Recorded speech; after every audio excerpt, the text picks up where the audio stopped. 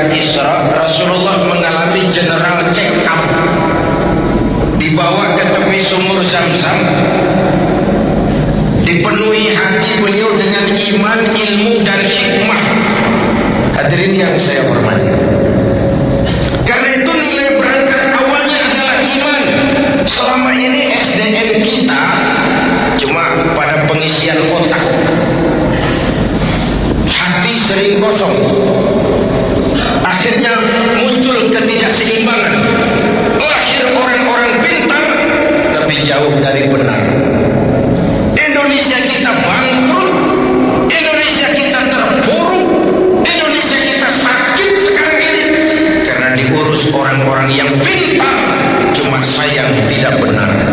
Jabatan dianggap fasilitas dan kekuasaan, itu rampok. Jabatan kan cuma titipan, harta kan cuma titipan, ilmu itu kan cuma titipan. Pak Zainuddin, saya titip mobil ya, silakan. Waktu mobil diambil, kacanya pecah, knalpotnya hilang, bempernya penyok, yang nitip marah. Zainuddin, aku titipkan ini jabatan dai kepadamu. Hamzah, aku titipkan ini jabatan wakil presiden kepadamu. Megawati, aku titipkan ini jabatan presiden kepadamu. Titipan, bukan milikmu. Jangankan jabatan, jangankan harta, ruh yang menyebabkan kita hidup ini sekadar hak guna pakai. Kapan yang punya mau ambil? La haula wala quwwata illa billah. Presiden itu tidak punya anak, yang punya anak Megawati.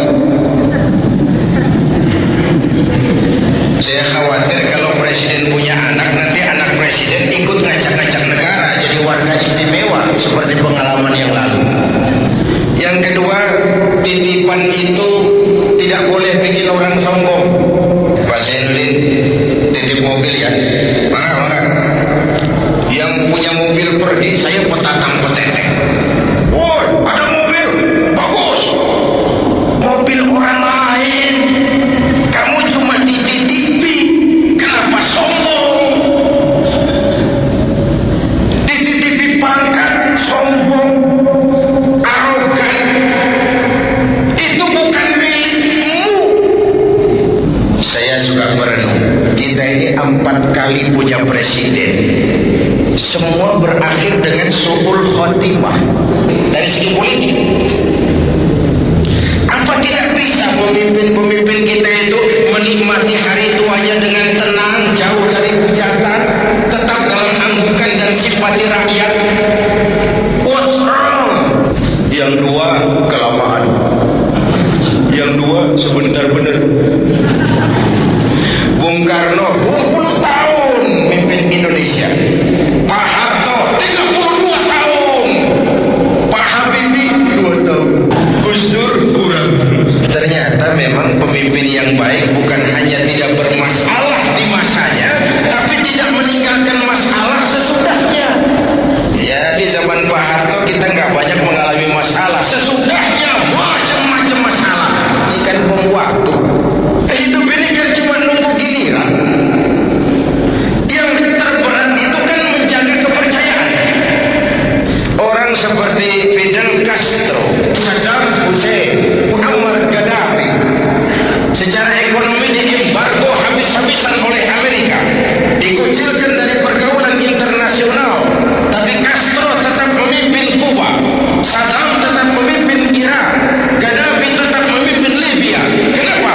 Secara umum rakyat punya trust, percaya kepada pemimpinnya. Percaya. Orang seperti Pak Harto bisa turun, Gus Dur turun, Habibie ditolak laporan pertanggungan jawabnya. Apa yang menyebabkan mereka turun? Kehilangan legitimasi. Kenapa kehilangan legitimasi? Tidak bisa menjaga kepercayaan. Tidak punya uang, bisa pinjam. Tidak punya beras, bisa minta. Tidak dipercaya, turun. Karena itu menjaga kepercayaan itu penting. Sekali kita kehilangan kepercayaan, akan sulit tegak lagi. Benang bahasa itu sulit sekali untuk ditegakkan. Hadirin yang saya hormati, mantapkan keimanan, berjuang karena iman, berpolitik untuk kepentingan agama, bukan menggunakan agama demi kepentingan politik.